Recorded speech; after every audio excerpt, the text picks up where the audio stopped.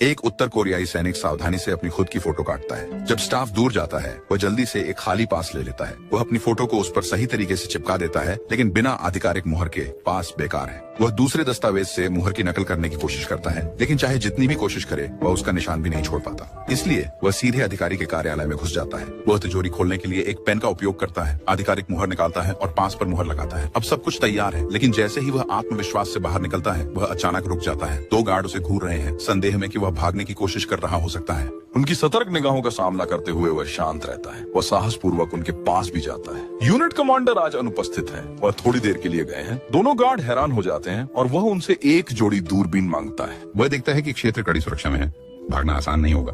मुख्य द्वार से ही बाहर निकलने का एकमात्र रास्ता है। उस समय यूनिट में एक पार्टी चल रही है। सड़क पर नशे में धुत अधिकारी भरे हुए हैं। वह इधर उधर देखता है और एक कार पाता है जिसमें चाबी अभी भी लगी हुई है। दरवाजा खुला है। फिर वो पार्टी से एक यादृच्छिक अधिकारी को चुनता है और उसे कार में बैठने में मदद करता है। गाड़ी चलाते समय वह पहचान से बचने के लिए अपनी टोपी नीचे खींच लेता है। अब अगर वह मुख्य गेट से निकल सके तो वह आजाद हो जाएगा। गार्ड यात्री सीट पर एक कमांडर को देखता है और जल्दी से चेक छोड़कर उन्हें सलामी देता है। वह आदमी पूरी रफ्तार से गाड़ी चलाते हुए बेस को पीछे छोड़ देता है, लेकिन आधे रास्ते में अधिकारी एक खेत में उतर जाता है। जैसे ही वह आदमी दक्षिण कोरिया की ओर गाड़ी चलाता रहता है, वह एक सैन्य काफिले से टकरा जाता है। भले ही वे एक ही पक्ष से हैं, अब वह एक भगोड़ा है और उसे देखा नहीं जा सकता। और भी बुरा, उसका ईंधन लगभग खत्म हो गया है। उसके पास रुकने के अलावा कोई चारा नहीं है। जल्द ही काफिला उसे देख लेता है। वे उसकी कार की ओर पीछे हटने लगते हैं। फिर भी वह शांत रहता है। इंतजार करने के बजाय वो पहले कदम उठाने का फैसला करता है। माफ कीजिए, क्या आपके पास कोई पेट्रोल बचा है? क्या मेरे पास वह पास है?